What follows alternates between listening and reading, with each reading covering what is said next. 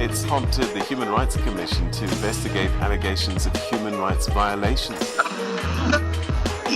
It's important because the church has kept these kinds of numbers secret, even from donors who give money. You follow the pipeline money, it leads back to these big banks that are investing in these corporations. And poor service delivery within the municipality. The leaders are also accused of nepotism to the Belanis. Taxes paid by billionaires have decreased 79% since 1980. And those are just the legal avenues that the wealthy take. He and his two accused face 63 charges, including human trafficking, contravention of the Sexual Offences Act, and rape.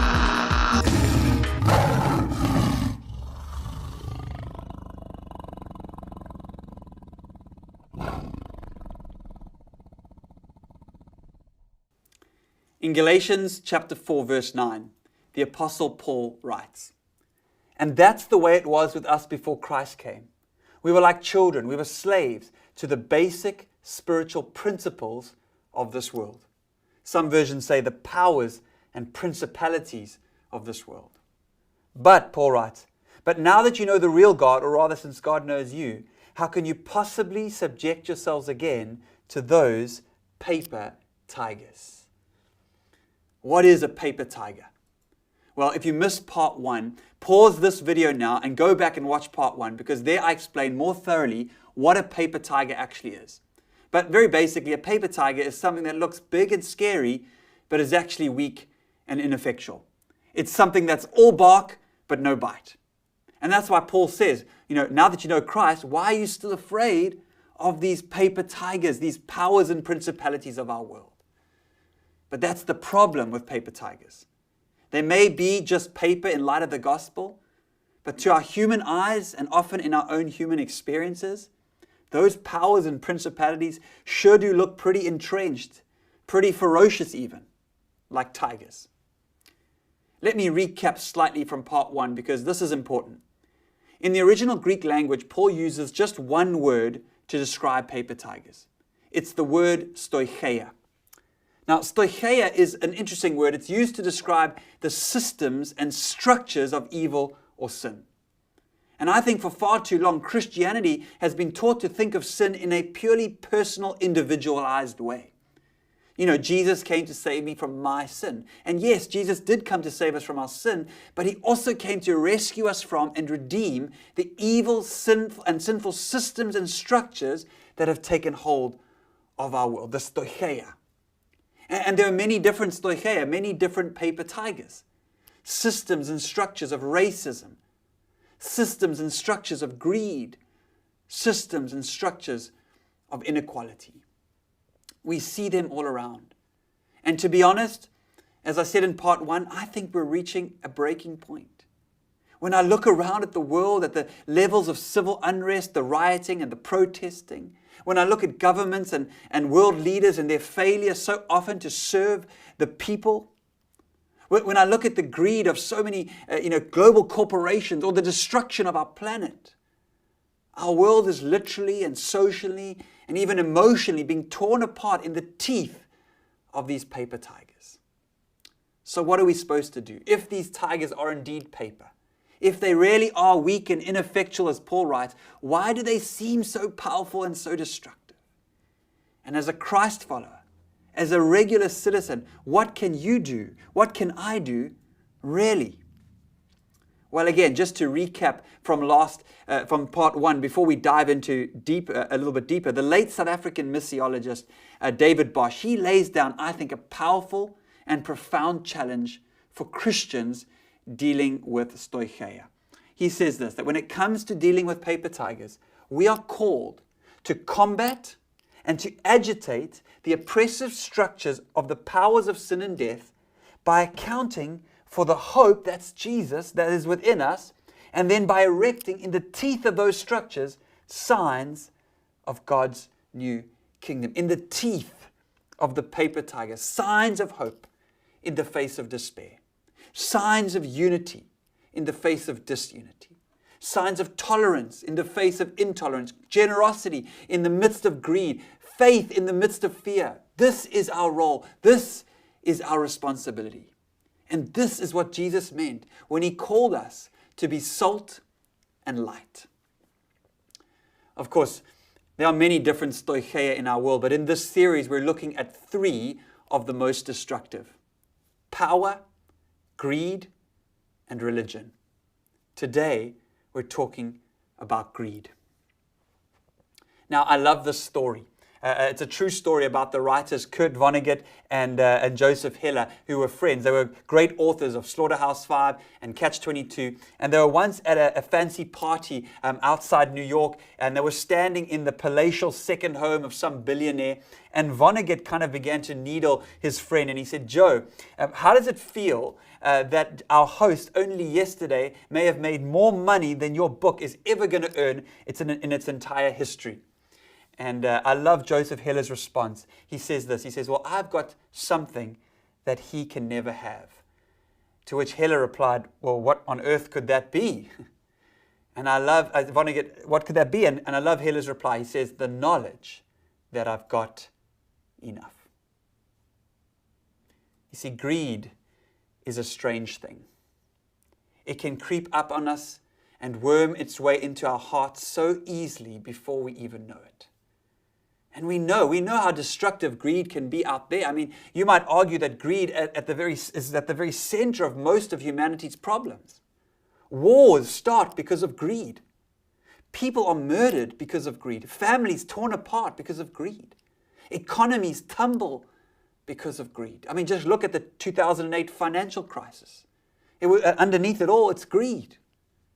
I read an article the other day that kind of I was wrestling with. It said that the richest Americans on average pay less than 1% in taxes because they've learned how to gamify the system. And this is what the article said. It said the awesomely affluent are using their art collections and any other assets they may hold, everything from classic car collections to shares of stock in the companies they run, as collateral for loans from America's biggest banks. Why would billionaires need loans? Well, the simple answer is they don't need loans. They need tax breaks, and they can get them by borrowing at exceedingly low interest rates off their mountains of assets.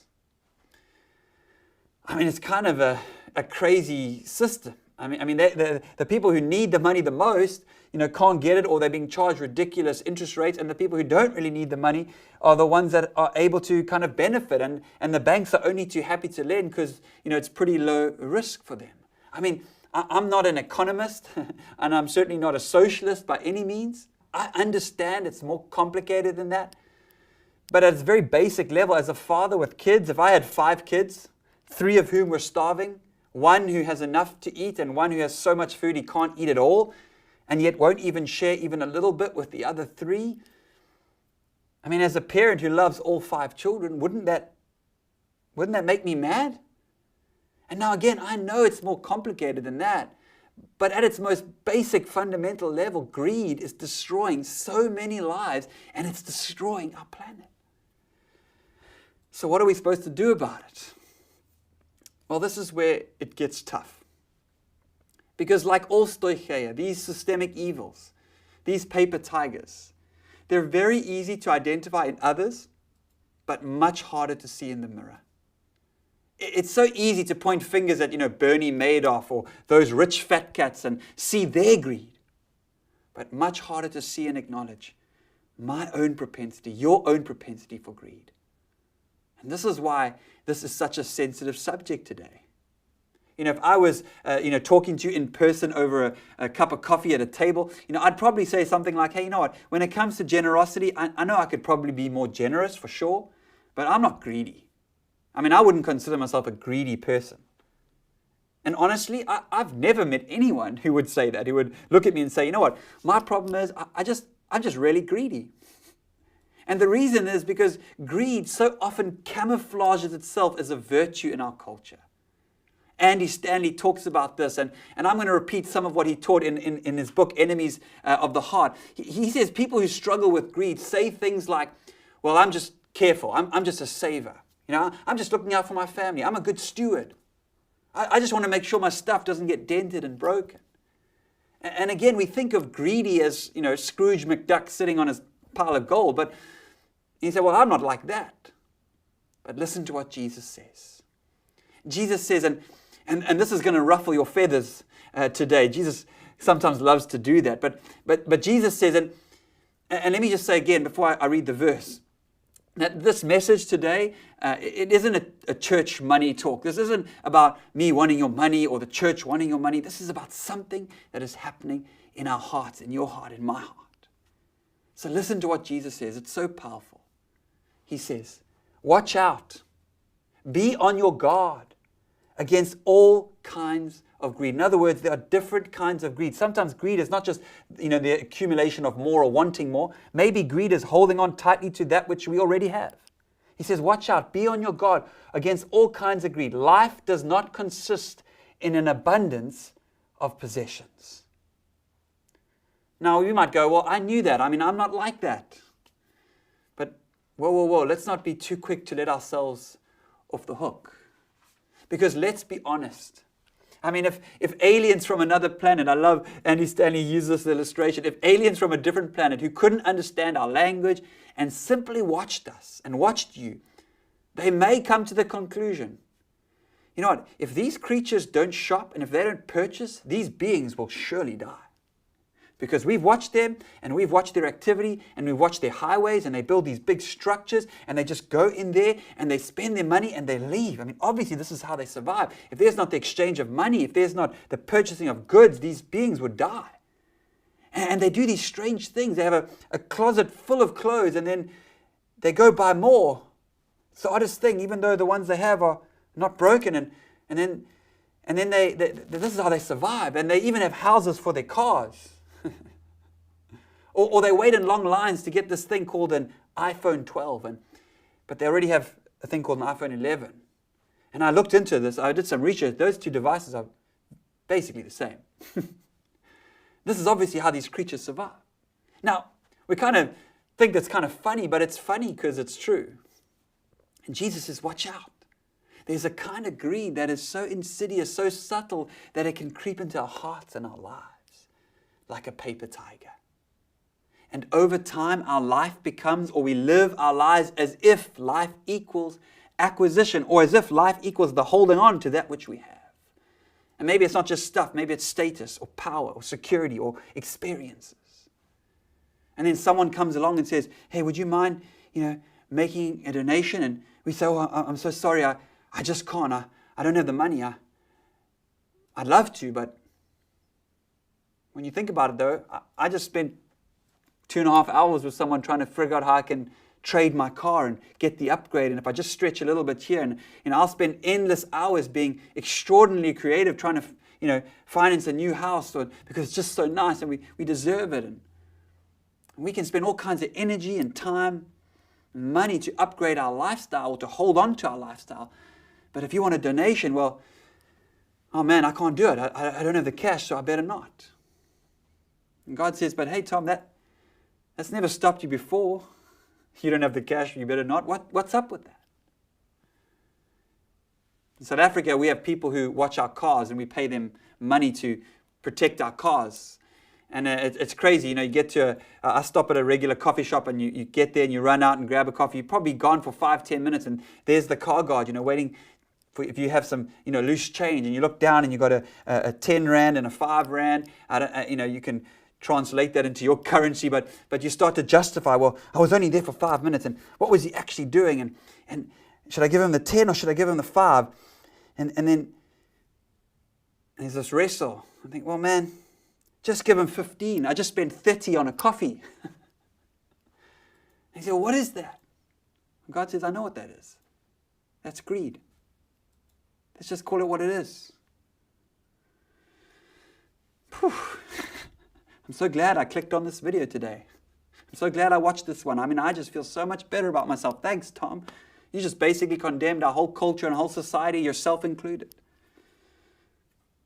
But this is why Jesus says, watch out, because this thing, it can become a god in our culture and our lives, and it's serious. It's a paper tiger. A paper tiger that has the potential to get a hold of us. And when it does, we're not the only ones impacted, because this will impact our relationships, our families, our futures, our businesses, our world. Please hear me. Greed that gets lodged in your heart, after a while, there'll be people around you, It'll feel like your stuff is more important than they are. Man, I'm so guilty of this with my kids. And don't spill on the couch, Don't sit over there. Put that down. You might break it. And man, I never want my kids to feel like they're competing with my stuff. But I know I can go there. I've been there. You say, what do you call that? What is that? God says, I call it greed. And man, I know this is tough to acknowledge, to own.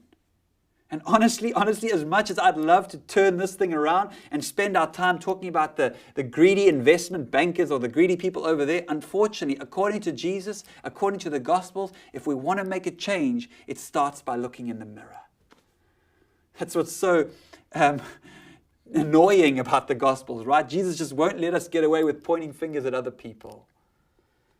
In the words of Michael Jackson, he says, and no message could have been any clearer.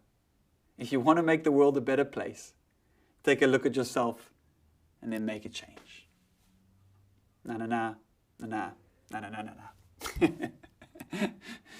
So how do we do it? How do we watch out? How do we stand guard over greed in our lives? How do we combat and agitate this stoicheia? Well, Jesus gives us one very simple but very powerful antidote to the paper tiger of greed.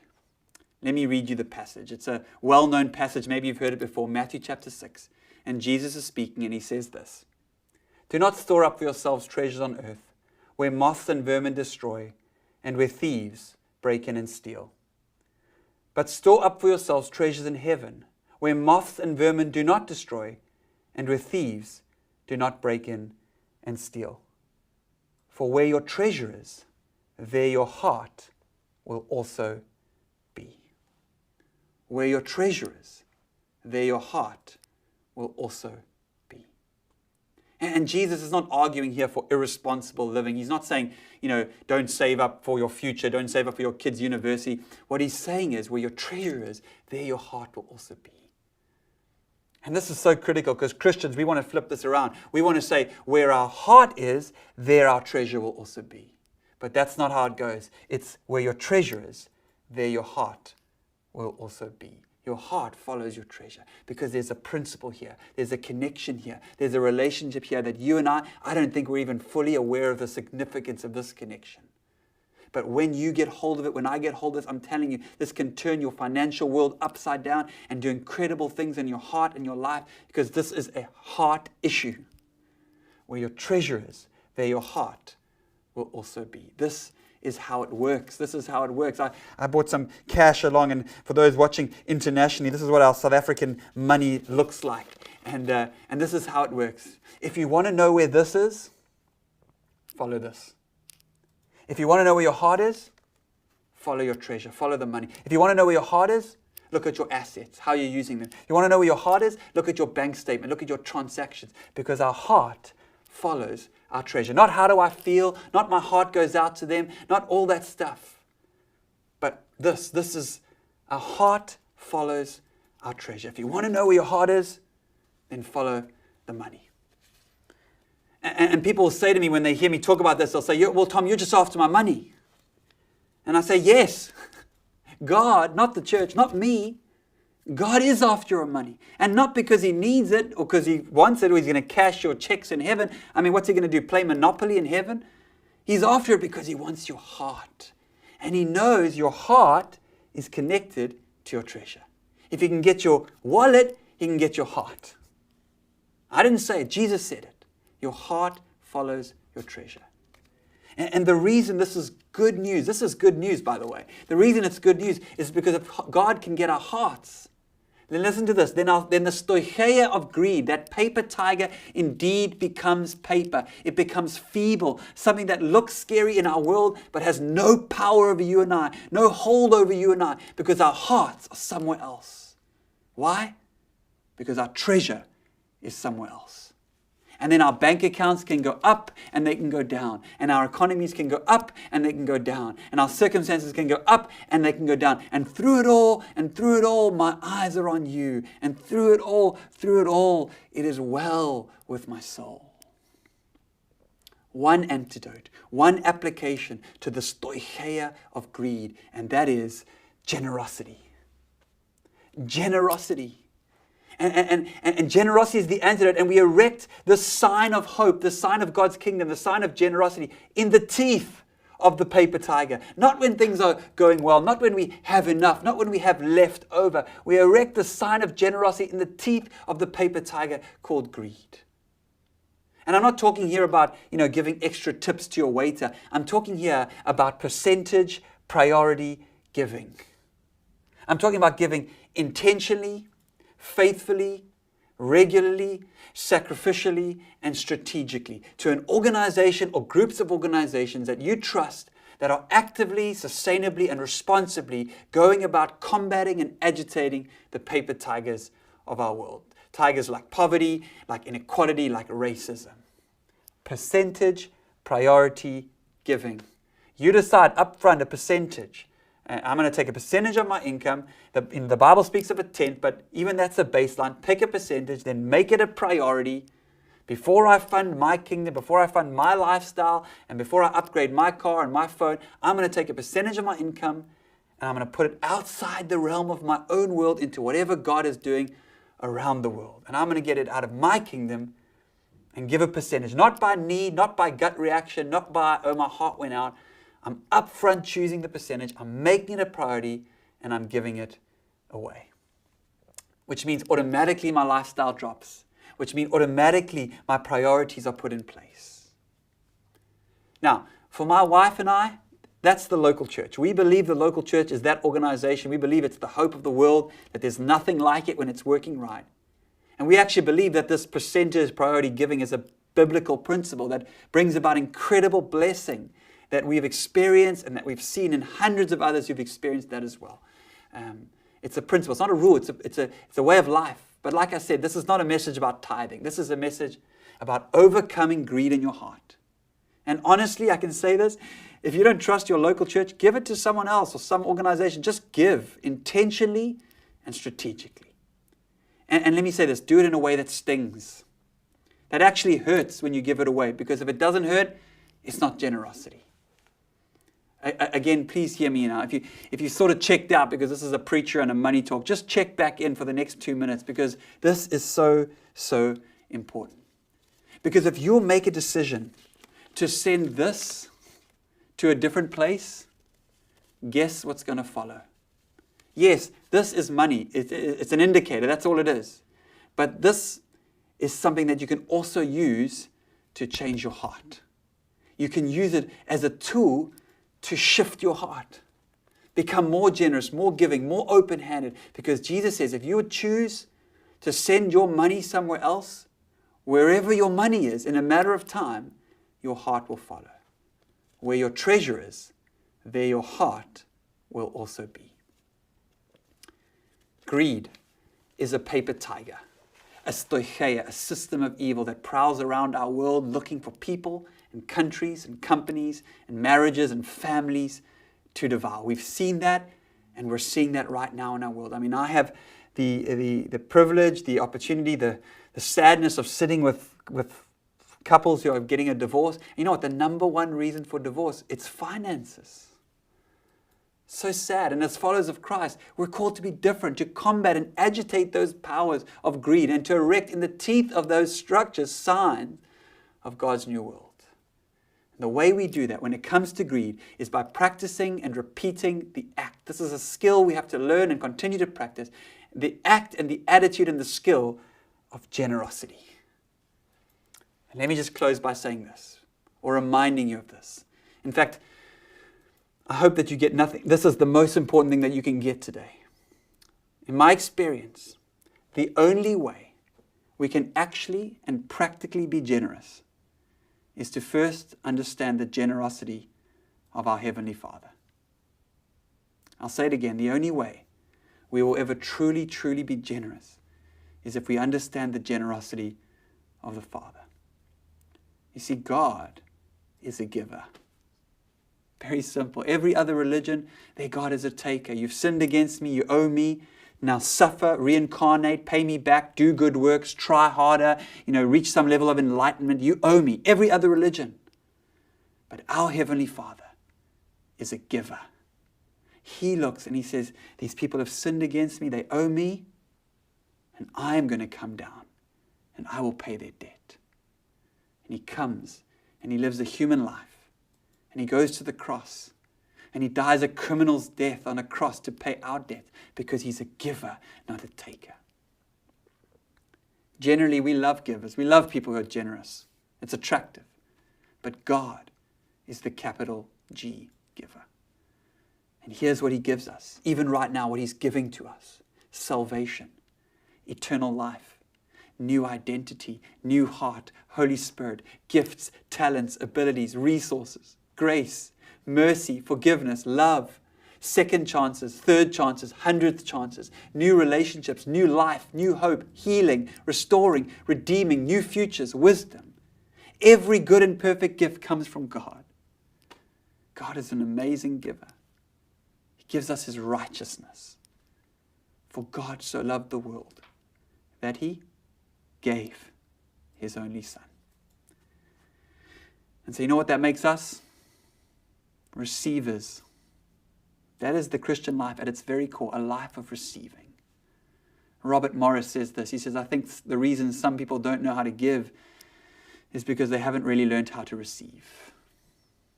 I think that's so true, and it may be oversimplified, but it's true. When we receive all that God has promised us and given to us, when we realize the extravagance of his generosity towards us, then I believe our natural response will be to be generous to those around us. And when we are, that generosity, it destroys the paper tiger of greed, and we establish a new kind of kingdom in our lives, in our families, in our homes, and in this world. And that, my friends, is a beautiful, beautiful